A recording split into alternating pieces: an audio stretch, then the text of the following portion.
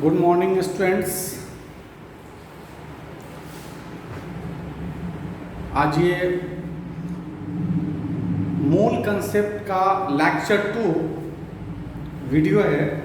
इसमें लेक्चर 1 में हम लोग मूल कंसेप्ट में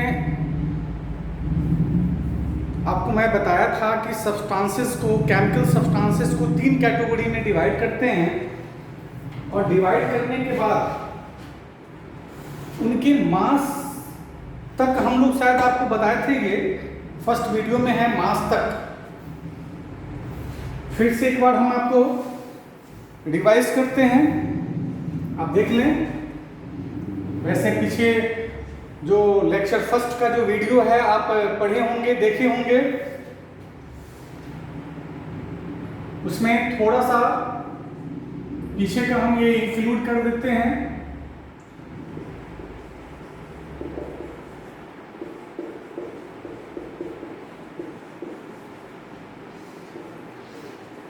केमिकल सब्सटेंसेस को 3 पार्ट में हमने तोड़ दिया। एलिमेंट, कंपाउंड और आयन। इसके मास को हम लोगों ने बोला था एटॉमिक मास। कंपाउंड के मास को मैंने बताया था कि ये मॉलिक्यूलर मास और आप इसे मोलर मास भी बोलते हैं। आयन के मास को मैंने आपको बताया था ये कि इसे आयनिक मास हम लोग बोलते हैं।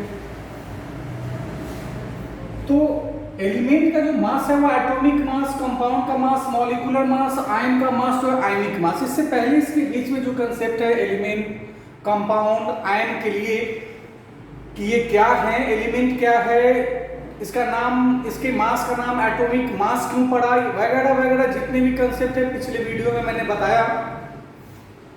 नेक्स्ट ये है कि अब ये हमको मास पता चल गया और मास हम लोग को जब पता है तो ये जो कोई भी सब्सटेंस हो उसका जो अपना मास होता है। अपना कहने का मतलब क्या, जैसे ये एलिमेंट है, इस एलिमेंट सब्सटेंस का ये जो एटॉमिक मास, इसका अपना एक्चुअल मास है। कंपाउंड का जो मास है मोलर मास और आयन का ये आयनिक मास। तो कोई भी सब्सटेंस हो उसका जो अपना मास होता है, इस अपने मास को अगर आप मोल में एक्सप्रेस करना चाहें तो वह 1 मोल के इक्वल होता है। इट मीन्स ये atomic mass is equal to हो जाएगा 1 mole, molar mass is equal to हो जाएगा 1 mole, ionic mass is equal to हो जाएगा 1 मोल। तीनों सब्सटेंस अलग अलग है, तीनों के मास जो होंगे वो अलग अलग होंगे। तो ये मोल जो होगा सब में सेम होगा, वो 1 मोल के इक्वल होगा। एज फॉर एग्जाम्पल आप देख लें कि आप अगर एटॉमिक मास ऑफ सोडियम लिखते हैं 23 ग्राम, नहीं तो ये 1 मोल के इक्वल होगा। अगर आप मैग्नीशियम लिखते हैं 24 ग्राम, ये 1 मोल के इक्वल होगा। अगर आप यहाँ पे ऑक्सीजन लिखते हैं 16 ग्राम इज इक्वल टू 1 मोल के इक्वल होगा। नहीं, ये एलिमेंट आपको मैं पिछली वीडियो में बताया था, मोल कंसेप्ट के स्टार्टिंग में, लेक्चर फर्स्ट वीडियो में मैं आपको बताया था कि मोल कंसेप्ट में सिर्फ 3 काम करते हैं। ओनली 3 वर्क्स इसमें किया जाता है। फर्स्ट, क्यों 3 काम करते हैं? तो मोल कंसेप्ट में मोल जो टर्म है वह यूनिट है, ऐसा यूनिट है अमाउंट ऑफ सब्सटेंस का। तो अमाउंट ऑफ सब्सटेंस का ऐसा यूनिट होता है। तो पहले सब्सटेंस जानिए, उसके अमाउंट को जानिए और उसको मोल में कन्वर्ट कर दीजिए, मोल में एक्सप्रेस कर दीजिए। This is called mole concept. तो पिछली वीडियो में मैंने आपको बताया था एलिमेंट क्या है, इसके पार्टिकल्स का नाम क्या है, उसका मास एटॉमिक मास क्यों कहलाता है। जब इसके अमाउंट, सब्सटेंस जान गए, अमाउंट के बारे में आ गए, तो यह अमाउंट 1 मोल के इक्वल हो।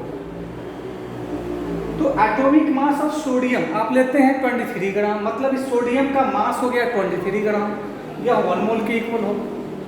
अब दूसरा एलिमेंट ले लें मैग्नीशियम, इसका एटॉमिक मास 24 ग्राम, ये 1 मोल के इक्वल होगा। आप ऑक्सीजन ले लीजिए 16 ग्राम, ये 1 मोल के इक्वल होगा।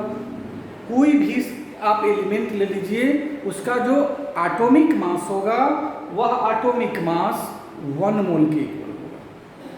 यानी आप मास को मोल में ले आए, समझे? एकदम यही कंसेप्ट हम लोग कंपाउंड और आयन में भी यूज करेंगे। चलिए मॉलिक्यूलर मास आप निकालते हैं वाटर का। आप सबको मॉलिक्यूलर मास निकालने आता है, बहुत इजी कंसेप्ट है इसका। हाइड्रोजन का एटॉमिक मास 1, 2 हाइड्रोजन एटम से इंटू 2 कर दिए, प्लस ऑक्सीजन का 16, 1 ऑक्सीजन है into 1, 2 + 16 is equal to 18 gram. This is molar mass of water. तो मोलर मास जो होता है 1 मोल के इक्वल होता है, यानी 18 ग्राम इज इक्वल टू 1 मोल। अब आप यहाँ पे NH3 ले लो। NH3 नाइट्रोजन 14, हाइड्रोजन का 1 × 3, ये हो जाएगा 17 ग्राम इज इक्वल टू 1 मोल। यानी आप कोई भी कंपाउंड आप ले लो, उस कंपाउंड का जो मोलर मास होगा वह 1 मोल के इक्वल होगा। NH3 का 17 gram is equal to 1 mole, H2O का 18 gram molar mass is equal to 1 mole.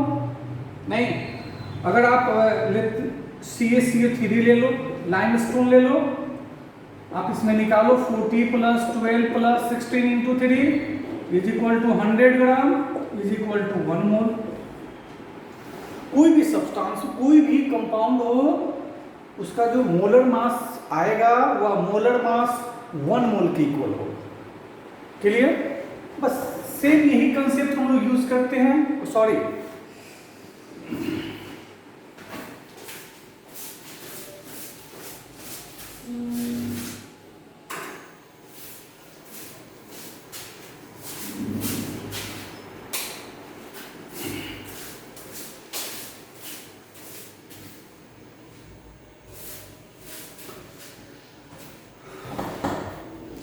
तो चलो आप आयनिक मास में आ जाओ। अब आयनिक मास जो जानते हैं कि ये चार्ज्ड आयन जो होता है वो चार्ज सब्सटेंस होता है, चार्ज होता है, पॉजिटिव और नेगेटिव चार्ज होता है, और पॉजिटिव और नेगेटिव चार्ज से मास का कोई फर्क नहीं पड़ता है। क्यों नहीं पड़ता है? तो because charge is form due to the loss और गेन ऑफ इलेक्ट्रॉन। तो मास ऑफ इलेक्ट्रॉन 0 होता है, तो अगर 0 ऐड होता है या 0 रिमूव होता है, कोई उसका जो है मीनिंग नहीं आता है। तो जैसे आप आयनिक मास सोडियम प्लस का लिखते हो, सोडियम का 23 है, तो सोडियम प्लस का भी 23 ग्राम इज इक्वल टू 1 मोल होगा। अगर आप मैग्नीशियम प्लस प्लस लिखते हो 24 ग्राम 1 मोल। अगर आप CO3 माइनस माइनस लिखते हो तो 12 + 16 × 3, 12 + 48 is equal to 60 gram is equal to 1 mole होगा। इट मीन्स आप कोई भी सब्सटेंस ले लो, उस सब्सटेंस का जो ये अपना मास होगा वह 1 मोल के इक्वल होगा।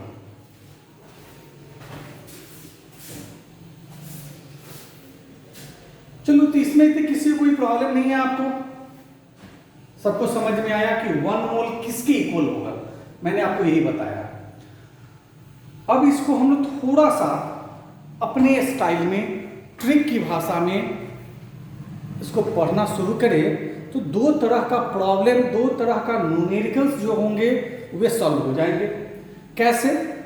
तो एक में जो कंसेप्ट है आप देख लो, एलिमेंट, कंपाउंड और आयन तीनों का कंसेप्ट सेम है, कंसेप्ट सबका सेम है, कंसेप्ट में डिफरेंट नहीं है। आप एक पढ़ लो, वही यूज कर दो कंपाउंड में, वही यूज कर दो आयन में, तीनों में कोई एक आप पढ़ लो। तो चलो हम दिखलाते हैं इसमें। आप इसको पहले इस डायरेक्शन में पढ़ो, वे में पढ़ो। 16 ग्राम है क्या ये? तो 16 ग्राम ऑक्सीजन का एटॉमिक मास है, तो 16 ग्राम इज इक्वल टू 1 मोल, ये फिक्स है। 16 ग्राम इज इक्वल टू 1 मोल, ये फिक्स्ड है। क्योंकि ये मास फिक्स्ड है तो ये मोल भी फिक्स्ड है, और ये इक्वल है। इक्वल का मतलब क्या है? Directly proportional. इट मीन्स अगर आप इसे बढ़ाओगे तो ये भी बढ़ेगा, इसे घटाओगे तो इसे भी घटेगा। तो 16 gram is equal to 1 mole, तो 32 ग्राम इज इक्वल टू कितना होगा? 2 moles. 8 gram oxygen is equal to कितना मोल? Half mole. मतलब ये मास दिया रहेगा तो मोल कैलकुलेट कर लेंगे। फिर से आप समझ लो, अच्छे से समझ लो। ऑक्सीजन का ये जो मास है, एटॉमिक मास, वो जो है 16 ग्राम है, और 16 ग्राम इज इक्वल टू 1 मोल। ये फिक्स्ड है। क्यों फिक्स्ड है? क्योंकि ऑक्सीजन का एटॉमिक मास 16 ग्राम होता है, ये फिक्स्ड है, तो ये मोल भी फिक्स्ड है कि 1 मोल ही होगा। तो 16 gram is equal to 1 mole, तो 32 ग्राम ऑक्सीजन में कितने मोल? तो 16 ग्राम में 1 मोल, तो 32 ग्राम में 2 मोल्स। नहीं, 8 ग्राम ऑक्सीजन में कितने मोल्स? Half moles. मतलब अगर मास हमको पता रहेगा तो मोल कैलकुलेट कर लेंगे। अब आप ठीक इसका अपोजिट डायरेक्शन में पढ़ो। 1 मोल ऑक्सीजन का मास कितना? 16 ग्राम। 1 मोल ऑक्सीजन का मास कितना? 16 ग्राम। 2 मोल्स का मास कितना होगा? 32 ग्राम होगा। 3 मोल्स का मास कितना होगा? 48 ग्राम होगा। मतलब मोल अगर पता है तो आप मास भी निकाल सकते हो, दोनों काम कर सकते हो। मास पता रहेगा, मोल कैलकुलेट होगा। अगर मोल पता होगा, मास कैलकुलेट होगा। यही कंसेप्ट आप इसमें भी देख लो। 100 gram is equal to 100 gram CaCO3 is equal to 1 mole, तो 200 gram CaCO3 is equal to 2 moles. 50 gram CaCO3 is equal to half moles. आप उल्टा पढ़ लो, आप इसको अपोजिट डायरेक्शन में पढ़ो। 1 मोल CaCO3 का मास कितना? 100 ग्राम, फिक्स्ड है। 2 मोल्स का मास कितना होगा? 200 ग्राम। 3 मोल्स का मास कितना होगा? 300 ग्राम। हाफ मोल का मास कितना होगा? 50 ग्राम। इट मीन्स अगर मोल पता है तो मास कैलकुलेट हो सकता है, मास पता हो मोल कैलकुलेट होगा, मोल पता हो मास कैलकुलेट होगा। सेम यही कंसेप्ट यहां भी है। आप देख लो यहां पे 60 gram is equal to 60 gram carbonate ion is equal to 1 mole, तो 120 ग्राम कार्बोनेट आयन में 2 मोल्स, 30 ग्राम में हाफ मोल्स। तो 1 ये डायरेक्शन हो गया। आप अपोजिट डायरेक्शन में आ जाओ। 1 मोल का मास कितना? 60 ग्राम। 2 मोल्स कार्बोनेट आयन का मास 120 ग्राम। हाफ मोल का मास कितना? 30 ग्राम। मतलब मोल दिया रहेगा तो आप मास कैलकुलेट कर सकते हो, और मास दिया रहेगा तो मोल कैलकुलेट कर सकते हो। मेरे बताने का ये मतलब है कि तीनों को मैंने एक साथ इसलिए बताया कि आप अपने ऊपर बर्डन न ले कि हमको 3 अलग अलग सब्सटेंस पढ़ना है और अलग अलग कॉपी में भरना है, अलग अलग पेज में पढ़ना है। ऐसा कुछ नहीं है। छोटा सा दिमाग, इस अपने छोटे से दिमाग में छोटा सा ट्रिक सेट कर लो। एलिमेंट, कंपाउंड, आयन, तीनों का कंसेप्ट एक ही है। आप इसमें से एक अच्छे से समझ जाओ, दूसरा अच्छे से समझ जाओगे, तीसरा अच्छे से समझ जाओगे। तो चलो मैं आपको मोल निकालना सिखलाता हूं।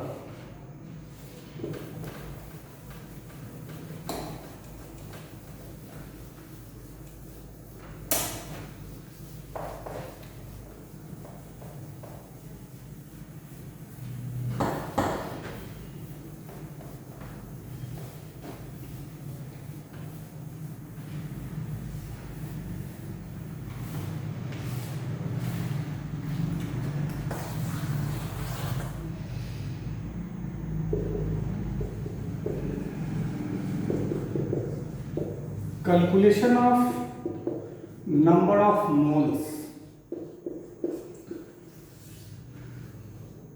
यानी हम लोग को जो है ये मोल्स कैलकुलेट करना है। तो पहले तो आप कंसीडर कर लो, let us AB is a substance. बहुत सिंपल सा लैंग्वेज मैं यूज कर रहा हूं, बहुत ही सिंपल सा लैंग्वेज। जो भी स्टूडेंट्स हैं, जो भी स्टूडेंट्स मेरे इस वीडियो को देखेंगे, मुझे पूरा यकीन है कि उन्हें ये जरूर समझ में आएगा, अच्छे से समझ में आएगा, क्योंकि मैंने इसमें ज़्यादा कोई हार्ड लैंग्वेज या किसी बुक का लैंग्वेज वगैरह मैंने नहीं डाला। बहुत सिंपल सा कंसेप्ट मैं आपको बता रहा हूँ। ए बी एक सब्सटेंस है, सब्सटेंस मीन्स एलिमेंट, कंपाउंड और आयन। हम लोग मोल कंसेप्ट पढ़ रहे हैं तो इसमें एलिमेंट, कंपाउंड और आयन होंगे। अगर ये सब्सटेंस है तो इसका अपना मास भी होगा, तो आप उसके मास को फॉर्मूला मास बोल दीजिए, formula mass of A B x gram and given mass of A B is equal to y gram.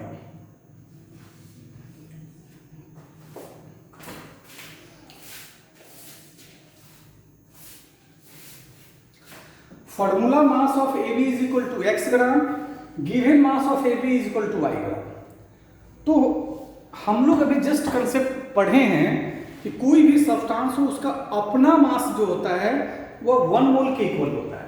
तो ये formula mass A B substance का मास है, तो ये इज इक्वल टू हो जाएगा 1 मोल। तो वाई ग्राम में कितना होगा, आप यूनिटरी लॉ का यूज कर लीजिए। मैथमेटिक्स में आप पढ़े होंगे यूनिटरी लॉ कि x ग्राम में 1 मोल, तो y ग्राम में कितना।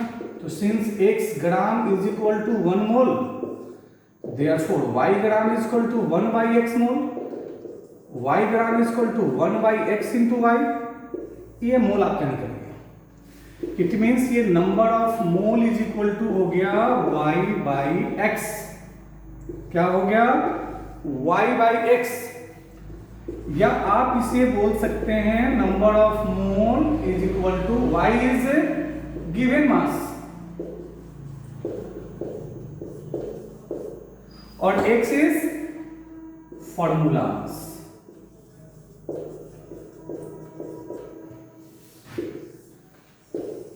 ये मोल निकालने का कंसेप्ट क्या हो गया कि number of mole is equal to given mass by formula mass. Number of mole is equal to given mass by formula mass. तो इस तरह से हमने फॉर्मूला तैयार कर लिया। ये कोई भी सब्सटेंस हो सकता है। अगर मान लो कि आप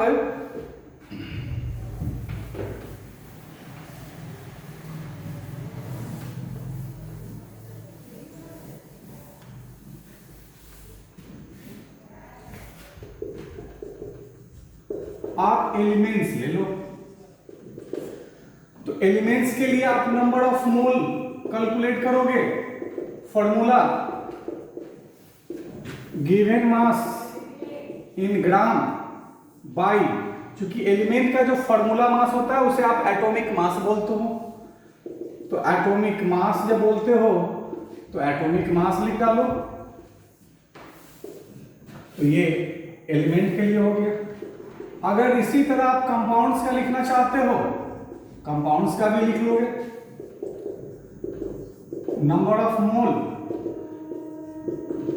is equal to given mass in gram by molar mass.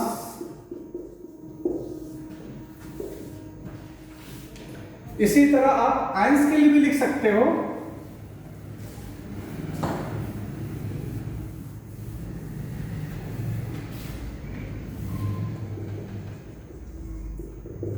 For ions,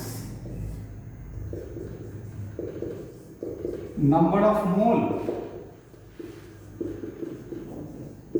is equal to given mass in gram by ionic mass।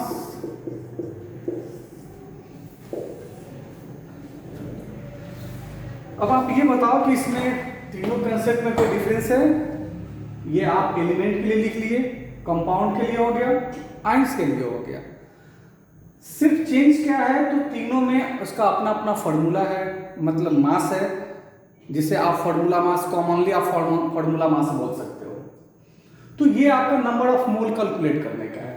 अब इसमें क्या है कि अगर मान लो कि ये 3 क्वांटिटी है, एक मोल है, एक गिवन मास है और एक आयनिक मास है। इस 3 में 2 आपको पता होगा, तीसरा कोई भी होगा, कैलकुलेट कर सकते हैं, कहीं कोई प्रॉब्लम नहीं। मतलब मोल कैलकुलेट करने का जो प्रॉब्लम्स होगा, सिंपल सा प्रॉब्लम, सिंपल सा जो क्वेश्चंस जो होते हैं वो आप बना सकते हो। अब इसके बाद मोल को कैलकुलेट करेंगे एवोगैड्रो के बेसिस पे। एवोगैड्रो ने जो कंसेप्ट दिया था जिसे आप एवोगैड्रोस कांस्टेंट के नाम से जानते हो या एवोगैड्रोस नंबर के नाम से जानते हो। अब उसको मैं पढ़ाऊँगा, वो मैं बताऊँगा, और तब जाकर आप मोल का पूरा क्वेश्चन बना सकते हो। अभी आप एक या नहीं, अभी मोल कंसेप्ट का 2 और वीडियो मैं डालूंगा, तब जाकर ये मोल कंसेप्ट का जो बेसिक मोल कंसेप्ट का जो क्वेश्चन होंगे वो सॉल्व होंगे। नहीं तो आज आप इसको देखो। नेक्स्ट वीडियो में कल मैं आपको बताऊंगा एवोगैड्रोस नंबर, और एवोगैड्रोस नंबर से रिलेटेड थ्योरी में पढ़ाऊंगा। इसके बाद एक और वीडियो, मतलब 4 लेक्चर में मेरा मोल कंसेप्ट का ये 4 लेक्चर होगा। 4 लेक्चर में आपका पूरा मोल कंसेप्ट जो है कंबाइंड रहेगा। एक एक वीडियो आप पढ़ते रहो, देखते रहो। Thank you students.